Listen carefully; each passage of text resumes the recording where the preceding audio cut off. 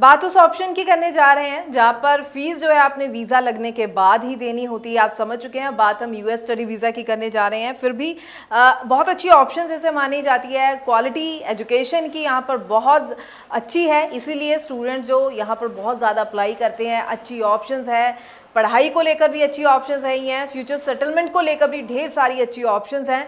लेकिन फिर भी कुछ खास बातें आज की वीडियो के जरिए आपको गाइड ज़रूर करेंगे, ताकि जो भी स्टूडेंट्स यूएस स्टडी वीज़ा के लिए अप्लाई करना चाहते हैं, मन में सवाल तो सभी स्टूडेंट्स के रहते ही हैं। हमारे लाइव सेशंस के दौरान जो स्टूडेंट्स जुड़ते हैं, उनके सवालों के जरिए हमें पता चलता है आखिर स्टूडेंट्स के मन में चल क्या रहा है। तो उसी के अकॉर्डिंगली आज की वीडियो में भी ढेर सारी इंफॉर्मेशन रहने वाली है यूएस स्टडी वीज़ा को लेकर। स्वागत है आप सभी का, मैं हूं हरजोत कौर और ये पूरी इंफॉर्मेशन आपके साथ शेयर करेंगे स्टडीज केयर अब्रॉड से चंडीगढ़ ब्रांच हेड अनीता बनराल जी हमारे साथ हैं। बहुत बहुत स्वागत है जी। Thank you so much ma'am. तो अनीता जी ज़रूर बताइए, आज के टाइम में जब यूएस स्टडी वीज़ा की बात करें तो किन किन पॉइंट्स पर स्टूडेंट्स को ध्यान देना चाहिए।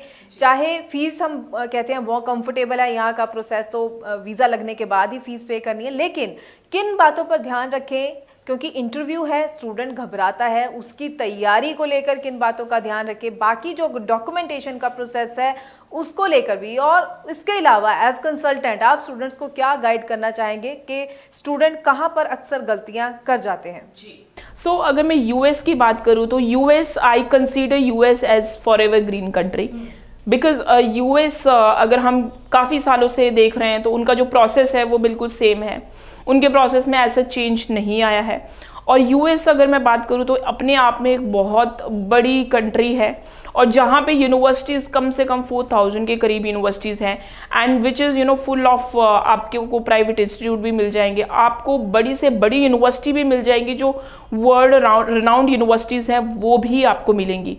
और यस, यूएस की जो फीस है आफ्टर वीज़ा है। अगर आपका जो प्रोसेस रहता है यूएस में, फर्स्टली स्टूडेंट अप्लाई करता है ऑफर लेटर के लिए। कई बार तो यूनिवर्सिटीज़ की कोई एप्लीकेशन फीस भी नहीं होती है, तो फ्री ऑफ कॉस्ट आप ऑफर लेटर अप्लाई कर सकते हैं। Once you will get the आप ऑफर एक्सेप्टेंस देते हैं तो कुछ यूनिवर्सिटीज़ आपसे कुछ एक अमाउंट एक्सेप्टेंस फीस मांगती है, बट कई बार ऐसी यूनिवर्सिटीज़ भी है कि उनकी कोई एक्सेप्टेंस फीस नहीं होती है। Again that is the free of cost. तो आपको टेक्निकली जो फीस देनी पड़ती है वो सिर्फ एम्बेसी फीस देनी पड़ती है। तो यानी कि अगर मैं रिस्क फैक्टर की बात करूँ यूएस में तो 30 से 35 हज़ार का रिस्क है। अब 30 से 35 हज़ार में आप बिल्कुल अपनी जो वीज़ा फाइल है वो यूएस में ट्राई कर सकते हो, और आप अपने वीज़ा के लिए ट्राई कर सकते हो। अब ऐसी सिचुएशन में यूएस हमेशा से एक कॉम्पिटिटिव मार्केट रहती है, बिकॉज कई बार ऐसे स्टूडेंट्स भी होते हैं जो कि ये सोच के चलते हैं कि हमें एक ट्राई यूएस में ज़रूर देना चाहिए, क्योंकि कहने में भी आता है कि अगर आपका यूएस में एक बार रिफ्यूज़ल भी आ गया तो स्टूडेंट्स को बार बार ट्राई करते रहना चाहिए। कुछ तो स्टूडेंट्स ऐसे भी होते हैं जिनको 10 बार ट्राई करने के बाद भी 11वीं बार वीज़ा आ जाता है। तो कहीं ना कहीं स्टूडेंट रिलैक्स होता है कि कोई बात नहीं, अगर इस बार नहीं इंटरव्यू क्लियर हुआ तो अगली बार कर देंगे, उसके बाद नहीं हुआ तो उससे अगली बार कर लेंगे। इस वजह से यूएस हाई कमीशन में हमेशा से एक बहुत बड़ा जिसको कहते हैं वो कंपटीशन रहता है। लेकिन अब बात करते हैं कि किन स्टूडेंट्स के वीज़ाज आते हैं। उन स्टूडेंट्स के वीज़ाज आते हैं जिनके पास एक करियर एम होता है, जिनका एक गोल होता है, और जिनको कि टेक्निकली पता होता है कि वो यूएस जा क्यों रहे हैं।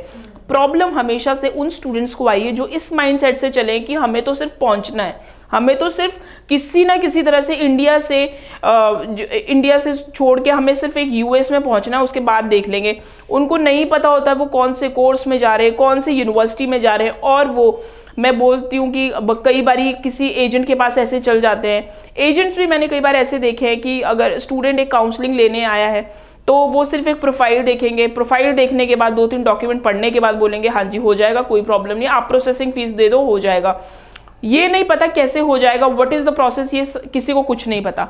कहीं ना कहीं आप इस टाइम पे, जबकि Instagram, LinkedIn, Facebook, social media की मार्केट में हर कोई जो इस टाइम पे यूथ है वो 80% कनेक्टेड है, वो बिल्कुल देख रहे हैं। तो आप जब इतना सोशल मीडिया में आप इतना ज़्यादा आप इंक्लूड हो, तो ज़रूर आप अपनी यूनिवर्सिटी के बारे में भी देखें कि जिस कंट्री में आप अप्लाई कर रहे हो उसमें उस यूनिवर्सिटी की रैंकिंग क्या है। आप जिस कोर्स में अप्लाई कर रहे हैं उस कोर्स में आप आखिरकार पढ़ने क्या जा रहे हो, और आप इस कोर्स के बाद आपको क्या फ्यूचर आउटकम्स हैं। ये 3 चीज़ें बहुत ज़्यादा इंपॉर्टेंट है जब आप यूएस में अप्लाई करें। और हर कोई अपने करियर के लिए बेस्ट ही चूज करता है एज पर द प्रोफाइल। हम इंडिया में भी जब अप्लाई करते हैं, अपनी ग्रेजुएशन के लिए अप्लाई करते हैं, मास्टर्स के लिए अप्लाई करते हैं, हालांकि फैमिलीज यही बोलती है कि यूनिवर्सिटी में अप्लाई करवाना है बच्चे को, किसी कॉलेज में नहीं भेजना है, हम यूनिवर्सिटी में अप्लाई करने जा रहे हैं। तो जब आप अपनी कंट्री छोड़ के किसी दूसरी कंट्री में पढ़ने जा रहे हो तो हम क्यों कॉम्प्रोमाइज करें, क्यों सेक्रीफाइस करें? तो you also go with the best, apply in the public funded university, apply in the good course और apply in the related course. अगर लेट सपोज आप कॉमर्स वाले स्टूडेंट हो, आपने आर्ट्स में अप्लाई कर लिया, आप क्या बोलोगे वीजा ऑफिसर को कि why you have change your profile, business to arts क्यों गए आप? तो you should have the answer. अगर आपने प्रोफाइल चेंज करी है तो आपके पास प्रॉपर एक आंसर होना चाहिए कि आप क्यों बिजनेस से आर्ट्स में गए। अगर आपके पास प्रॉपर आंसर नहीं है तो अगेन उस स्टूडेंट को वीजा में एक प्रॉब्लम आएगी।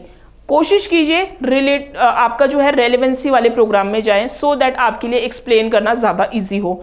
अगर आप अगर एक कॉमर्स वाला स्टूडेंट है, बैचलर ऑफ बिजनेस एडमिनिस्ट्रेशन में जाता है, तो उसको पता होना चाहिए कि एग्जैक्टली बैचलर ऑफ बिजनेस में वो स्टूडेंट पढ़ने क्या जा रहा है, what are the course outcomes, what are the course subject, और जो वो सब्जेक्ट्स हैं वो उसके करियर को कैसे फायदेमंद होंगे, उसके लिए आपको पढ़ना पड़ेगा आपका फ्यूचर आउटकम्स। ये 3 चीज़ें बहुत ज़्यादा इंपॉर्टेंट है।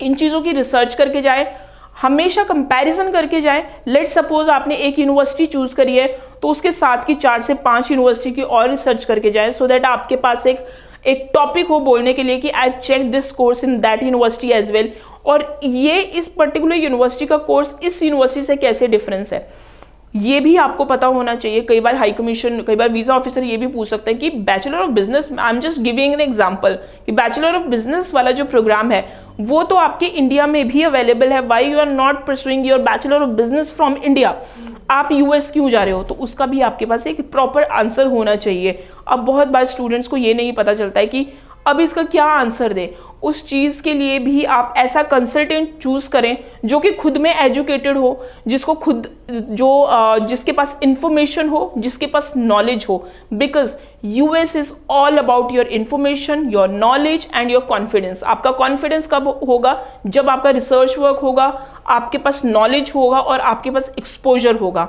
सेकेंडली अपडेट मैं ये देना चाहती हूँ, यूएस में बहुत सारे स्टूडेंट्स को अभी इंटरव्यू स्लॉट्स में प्रॉब्लम आ रही थी, लेकिन हाल ही में यूएस हाई कमीशन ने बहुत सारी जो इंटरव्यू स्लॉट्स हैं वो फिर से रीओपन करी है। यानी कि एग्जांपल देती हूँ, अगर मान लो एक्सपेक्टेड थी कि उन्होंने सिर्फ 20,000 इंटरव्यू स्लॉट देनी है नॉर्थ इंडिया को, तो उन्होंने फिर से 15,000 और इंटरव्यू स्लॉट दे दिया। तो अब वो इंटरव्यू स्लॉट्स के लिए कोई प्रॉब्लम नहीं है।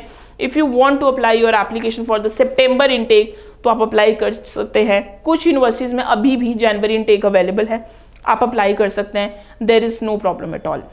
जी बिल्कुल, तो पूरी इन्फॉर्मेशन अनीता जी ने आपके साथ शेयर की है। आई होप स्टूडेंट्स इस सारी इन्फॉर्मेशन को ज़रूर ध्यान में रखें और इसी के साथ अपना प्रोसेस जो है कंटिन्यू करें। राइट प्रोसेस के साथ आगे चलेंगे तो कहीं भी कोई भी हर्डल आने ही नहीं वाली। आपको मन में फिर भी कोई सवाल हो, यूएस स्टडी वीज़ा को लेकर अप्लाई करना है, अपनी प्रोफाइल को लेकर, कोर्सेज को जानना चाहते हैं, तो ज़रूर जो नंबर डिस्प्ले है इस पर कॉल कीजिए, पूरी इन्फॉर्मेशन लीजिए। कमेंट सेक्शन में भी आप अपने सवाल हमारे साथ शेयर कर सकते हैं या फिर हमारे लाइव सेशंस में भी जुड़ सकते हैं, जहां अनीता जी भी स्टूडेंट्स के सवालों का जवाब देते हैं। आप भी वहां पर लाइव सेशन में भी अपना सवाल रख सकते हैं। बहुत बहुत थैंक्स अनीता जी, ये पूरी इन्फॉर्मेशन स्टूडेंट्स के साथ शेयर करने के लिए। आगे भी हम स्टूडेंट्स के लिए इसी तरह से और इन्फॉर्मेटिव वीडियोस लेकर आते रहेंगे। फिलहाल के लिए दीजिए इजाजत। Thank you so much. Thank you so much.